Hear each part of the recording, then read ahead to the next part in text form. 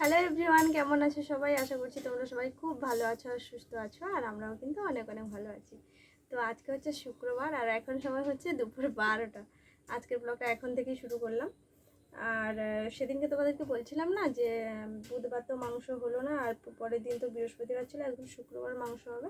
তো ওই জন্য আজকে বাবা হচ্ছে মাংস নিয়ে এসে 10টার সময়, আর আমি রান্না চাপাচ্ছি 12টা।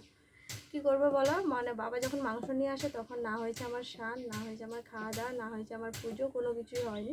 তারপরে মাংস নিয়ে আসার পর আমি উঠে স্নান করলাম, তারপরে পুজো করলাম, তারপরে খেলাম। খেয়ে দিয়ে এখন এসেছি রান্নাঘরে। উনুন ধরিয়েছি, উনুন এখনও ঠিকঠাক করে ধরেনি। উনুনটা ধরলে তারপরে হচ্ছে রান্না জমাবো। আজকে মায়ের স্কুলে রান্না রয়েছে, মা গেছে স্কুলে রান্না করতে, আর বাবা গেছে আমাদের ব্লকে নাইকুড়ি। বাবা বেরিয়ে গেছে, বাবা আসবে দুপুরবেলা, এসে ভাত খাবে। আর তোমাদের দাদাভাই গেছে দোকান। আর আমি হচ্ছে কি করছি বলো তো, আলু কাটছি, কারণ মাংসের কোনো কিছু আগে থেকে জোগাড়পাতি কোনো কিছুই করে রাখিনি। শুধুমাত্র এই যে পটলটা কেটে নুন মাখিয়ে রেখেছি, পটলটা ভাজা হবে, পটল ভাজা তুলে দিয়ে মশলা করব, আলু কাটবো, যা যা কাজ বাকি আছে সমস্ত কিছু করব। আর আজকে না মেয়েও স্কুলে যায়নি, কালকে ওর পরীক্ষা আছে, কালকে শনিবার, কালকে ওর নাচের পরীক্ষা আছে, মঙ্গলবার আবার ওর স্কুলের পরীক্ষা আছে, অনেক চাপ রয়েছে। ও স্নান করে নিয়েছে, ও তো ওর দাদুর সঙ্গে স্নান করেছে, আর দিয়ে এখন হচ্ছে খেলতে বেরিয়েছে। আর এদিকে আমি রান্না করতে এসেছি। মা তো স্কুল থেকে রান্না করে ফিরবে, 2টো বেজে যাবে। তারপরে মা বলছে কি টুকটাক করে রান্না করো, যেহেতু মাংস হচ্ছে আর বেশি কিছু করতে হবে না। পটলগুলো দেখছিলাম পেকে যাচ্ছে, ওই জন্য পটল কটা বার করেছি, ভাজা করব, পটল ভাজা আর মাংসর ঝোল, আর কিছুই হবে না। তারপরে বিকেলের দিকে আবার একটুখানি বেরাবো, তো মেয়ের হচ্ছে জিনিসপত্র কিনতে যেতে হবে। কালে মানে আজকের দিনটাই হাতে রয়েছে, আর দিন নেই। কালকে তো 3টের সময় ওখানে একদম কাজ থাকুক নাই থাকুক ওখানে পুরো উপস্থিত থাকতেই হবে। আজকে আমি ভীষণ ব্যস্ত, সকাল থেকে ব্যস্তই ছিলাম, ওই কারণে ব্লগ করিনি। আর কালকে জানো তো, সেই যে জামা কাপড় কেচেছিলাম সেইটা কাল থেকে শুকনো হয়নি। কালকে জামা কাপড় কাচার প্রায় আধা ঘন্টা পর বৃষ্টি এসেছে, মোটামুটি জল টল সব ঝরে গেছিলো, তুলে এনে ঘরে রেখেছিলাম। তারপরে মা একদম সকালবেলা রোদে দিয়েছিল, সকালবেলা রোদ বেরিয়েছিল। আবার দেখি না বেলার দিকে ভীষণ পরিমাণে মেঘ সেজেছে, বৃষ্টি হচ্ছে। তারপরে তুলে এনে এখন ঘরে মেলে দিয়েছি, মানে এখনও শুকনো হয়নি। বর্ষাকালের এই এক ঝামেলা, জামা কাপড় সহজে শুকনো হতে যায় না। আজকের ব্লগটা শুরু করতে অনেকটা দেরি হয়ে গেল, তাই না? আসলে কি বলো তো, আজকে বিকেলবেলা একটু বেরাবো বলে সকাল থেকে টাইম টু টাইম সমস্ত কাজকর্ম একটার পর একটা করে গুছিয়ে রাখছিলাম, কারণ বিকেলবেলা যখন বেরাবো তখন যাতে কোনো সমস্যায় পড়তে না হয়, এই জন্যই। আর আজকে মেয়েকে সঙ্গে করে নিয়ে যাব না, কারণ কি বলো তো, মেঘ বর্ষার দিন তো, এক্ষুনি বৃষ্টি হচ্ছে, এক্ষুনি রোদ বেরাচ্ছে। নিজেরা ভিজি তাও ঠিক আছে, কিন্তু বাচ্চা মানুষকে যদি এখন ভেজানো হয়, ওয়েদার তো ভালো নয়, এই অবস্থায় ভিজে গেলে শরীর খারাপ করবে। তার থেকে বড় কথা কি বলো তো, পরীক্ষা আছে যে ওর কালকে, এখন যদি জ্বর হয়ে যায় তাহলে আমি নিজেই ভুগে যাব। এই কারণেই ওকে আজকে নিয়ে যাব না, মায়ের কাছেই রেখে যাব। প্রত্যেকবারের তুলনায় বাবা এবারে মাংস নিয়ে এসছে দ্বিগুণ। মানে আমাদের বাড়িতে এমনিতেই মাংস আসে 600-700, বড় জোর 800, এর থেকে বেশি কখনোই আসে না। এবার যখন আত্মীয় স্বজন আসে তখন আলাদা কথা, নাহলে এমনিতেই 600-700 করে মাংস আসে। আর আজকে মাংস এসছে কত বলো তো, 1200। আর আজকে কিন্তু মাংসটা একদম দুর্দান্ত নিয়ে এসেছিলো। আগের বাড়ি যেমন খেয়ে শান্তি পাচ্ছিলাম না, এবারে মাংস খেয়ে একদম তৃপ্তি পেয়েছি যাকে বলে। আমার বাচ্চাও খেয়েছে, আমিও খেয়েছি, সবাই খেয়েছে, কারণ মাংসটা ভীষণ ভালো ছিল। আর এবারে 1200 মাংস নিয়ে আসার কারণ হচ্ছে কি বলতো, জেঠুর বাড়িতে হচ্ছে মেসোমশাই এসছে, ওনাদেরকে একটুখানি দেওয়ার কথা ছিল, এই জন্যই বাবা এত মাংস নিয়ে এসছে। কিন্তু আজকে ওদের বাড়িতে নিরামিষ, ওদের তো খাওয়া হয়ে গেছে, তারপরে ওরা নিয়েই যায়নি, আর এই জন্য এতটা পরিমাণ মাংস। আর মাংসটা জানো তো আমরা দুবেলা করে খেয়েছি, আর পরের দিন তো মাংস খাওয়া হবে না, নিরামিষ, এই জন্যই দুবেলা করে মাংসটা খেয়ে শেষ করতে হয়েছে। আর সত্যি কথা বলতে কি বলতো, মাংস খেতে আমি ভীষণই ভালোবাসি, কিন্তু কি বলতো, বেশি খেলে আমার আবার অ্যাসিডিটি হয়ে যায়। মানে একবেলার গায়ে দুবেলা আমি কখনো মাংস খেতে পারি না, যাই হবে একবেলাই খেয়ে নেবো, আবার বেশি খেতে পারি না। 2 পিস মাংস হবে, একটু আলু হবে, আমি তাতেই খুশি। এই জন্য দেখো, কষা হয়ে যাওয়ার পর অর্ধেকের বেশি মাংস বাটিতে করে তুলে নিচ্ছি, কারণ তোমাদের দাদাভাই এলে না, কষা মাংস দিয়ে দিলে ও খেয়ে নেবে। তারপর আমার মেয়েও কষা মাংস খেতে ভালোবাসে, আর যেটুকু লাগবে সবাই 1 পিস 2 পিস করে খেলে শেষ হয়ে যাবে, এই রকম দেখে মাংসটা মানে কড়ার মধ্যে রেখেছি। আর বাকিটা একদম তুলে একদম ফ্রিজে রেখে দিয়ে এলাম, যতটা খাবে বাকিটা রাত্রে হবে, এইরকম ভেবে কিন্তু মাংসটা তুলে রেখেছি। তারপরে দেখো মাংসটা ভালো করে কষিয়ে নিয়ে জল দিয়ে দিয়েছি। আর বাবা জানো তো, ছোটো ছোটো চন্দ্রমুখী আলু নিয়ে এসেছে, তো এই জন্য দেখো মাংসর মধ্যে গোটা আলু দিয়ে দিয়েছি। দেখো আমার কিন্তু রান্নাবান্নার সমস্ত কিছু কমপ্লিট হয়ে গেছে। আর আজকে জানো তো, যা রান্নাবান্না শেষ হয়েছে সঙ্গে সঙ্গেই ভাত বেড়ে নিয়ে এসেছি। আর যখন আমি রান্না করছিলাম না, মানে আমার রান্না কমপ্লিট হয়নি, মোটামুটি আলুটা একটুখানি সেদ্ধ হয়েছে, মানে আর একটু ঝোল মরলে ভালো হবে এইরকম একটা অবস্থায় বাবা বলছে আমি আর পারছি না, আমাকে আগে খেতে দিয়ে দাও। তো যখন ঝোল ফুটছিল কড়ার মধ্যে, সেই অবস্থায় বাবাকে একটুখানি চামচ করে তুলে বাবাকে আগে ভাত দিয়ে দিয়েছি। বাবা খেয়ে হচ্ছে শুয়ে পড়েছে। আর মা এখনও স্কুল থেকে রান্না করে ফেরেনি, এই জন্য আমরা তিনজনে এখনও খেতে বসে গেছি, আমি, তোমাদের দাদাভাই আর মেয়ে। আর সবথেকে মজার ব্যাপার কি বলো তো, এখন বাইরে না ভীষণ পরিমাণে বৃষ্টি হচ্ছে।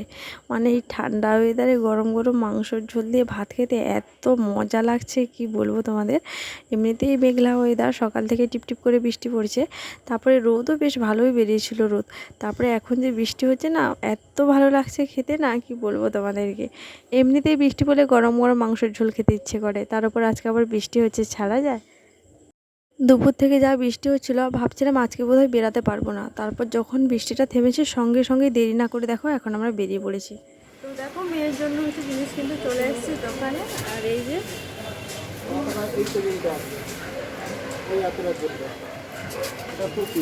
এইরকম নয়, বিনানি করা।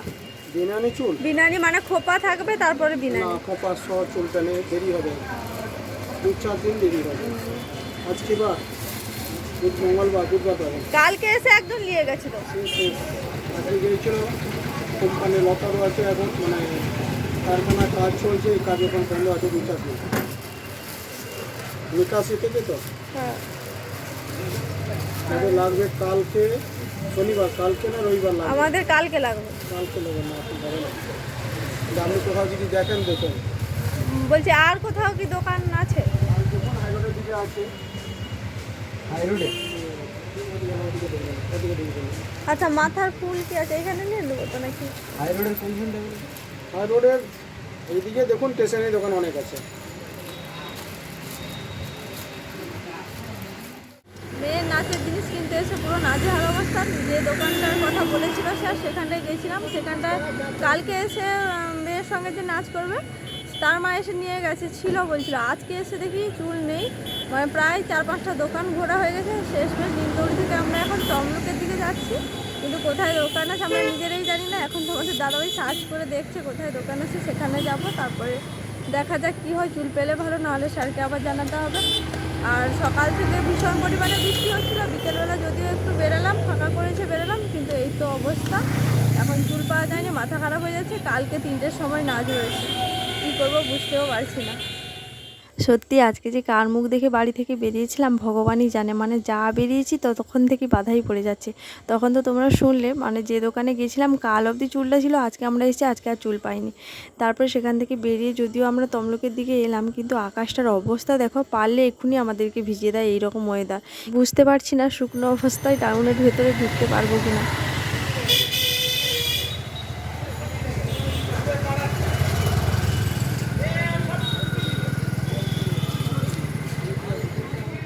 মানে শত চেষ্টা করেও কিন্তু আমরা দোকানের অ্যাড্রেস খুঁজেই পাচ্ছিলাম না। তারপরে জেঠুর মেয়ে দিদিকে ফোন করে ওর কাছ থেকে অ্যাড্রেসটা নিয়ে ফাইনালি দোকানটায় এসে পৌঁছালাম। মানে না করে হলেও দোকানটা খুঁজতে আমাদের আধ ঘন্টা সময় লেগে গেছে। তারপর দোকানটায় এসে ঢুকলাম, অনেক জিনিস ছিল, আর বিশেষ করে নাচের যে পোশাক তার কালেকশন ছিল ভীষণ ভীষণ, পুরো ঠাসা একদম।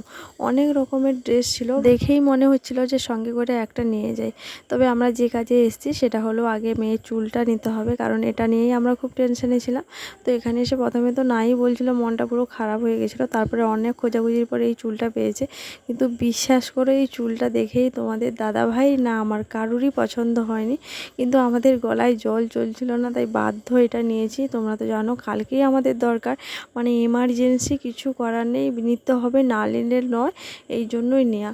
10 বার ধরে একবার আমি উল্টে দেখছি, একবার তোমাদের দাদাভাই উল্টে পাল্টে দেখছে, ওই রকম করে কোনো রকম করে চুলটা নিয়েছি। সবই ঠিকঠাক ছিল, লম্বাটাও ঠিক ছিল, যেহেতু আমার মেয়ে লম্বা এই জন্য লম্বাটাও ঠিক ছিল, কিন্তু চুলের যে লেন্থটা এত পরিমাণে রোগা কিছুতেই আমার পছন্দ হচ্ছিল না। তবে দামটা কিন্তু অনেকটাই নিয়ে নিয়েছিল। মেয়েটা কতটা চুল আছে দেখিয়ে দেবো আপনাকে। চোখে কালার করলে তাহলে আপনাকে এটা নিতে হবে, আই সেটা নিতে হবে।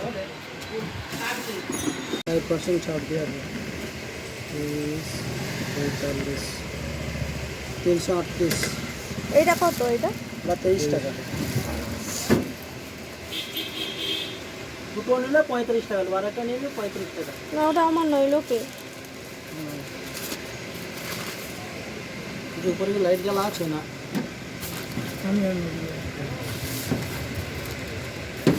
এটা আমার দিয়ে সমস্ত কিছু কেনাকাটা করে এই মাত্র বাড়ি আসলাম।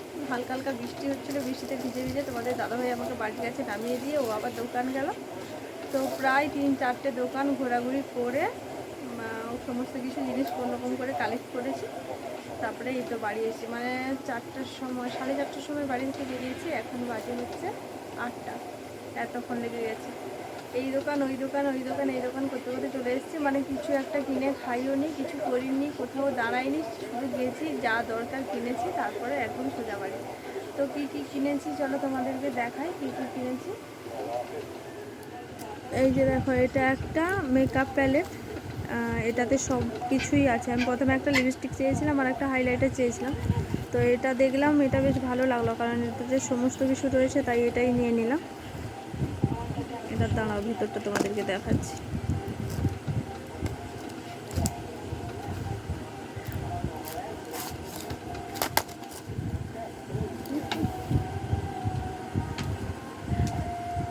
এই যে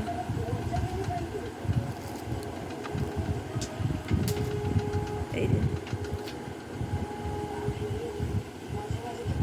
একসঙ্গে সব কিছুই আছে, দেখে ভালো লাগলো তাই এটা নিয়ে নিলাম। আর এটা হচ্ছে চুড়ি, এটা হচ্ছে চুল বিনানি সমেত, আর এদিকে রয়েছে এই যে ফুল নিয়েছি 2-3 রকমের, আর এটা কাঁটা, আর এটা হচ্ছে ক্লিপ, আর কি নিলাম, আর এটা হচ্ছে চিলি সরা। এই তো এই কটাই নিয়েছি, 700-800 টাকা মতো চলে গেছে। আর এতদিন ধরে আমি পাগলের মতো খুঁজছিলাম, এই যে ফাইনালি শ্রাবণ মাসে আমার চুড়ি পরা হবে। 6টা চুড়ি নিয়েছি, 30 টাকা নিয়েছে, 5 টাকা করে পিস। শুনেই তো আমার হয়ে গেছে কি চুড়ি পরবো। তো এটা 6টা নিয়েছি। আর আমি আমার নিজের জন্য নিয়েছি এই যে 2টো কানের নিয়েছি। সোনারগুলো তো ঝাঁটিয়ে একদম ফেলে দিয়েছি বাইরে না জেনে, এই জন্য এখন এইগুলো কিনে পড়তে হচ্ছে। পরে দেখাবো, দাঁড়াও। কানেরগুলো এত ছোট ছোট নিয়েছি, দেখো আমি নিজেই দেখতে পাচ্ছি না, এত ছোট, বারবার শুধু হাত থেকে পিছলে পড়ে যাচ্ছে। মানে আমি এমন একজন ব্যক্তি যে সোনার কানের ঝাঁটা দিয়ে ঝাঁটিয়ে বাইরে কোথায় ফেলে দিয়েছি, সেটা প্রায় 1-1.5 মাসের বেশি হয়ে গেল, খুঁজে পাচ্ছি না। তাই দেখো এখন বাধ্য হয়ে ওই যে ইমিটেশন কিনে পড়তে হচ্ছে। তাহলে ভাবো। তো যাই হোক, চলো আজকের ভিডিওটা এখানেই শেষ করব, আর দেখা হচ্ছে কালকে। টাটা।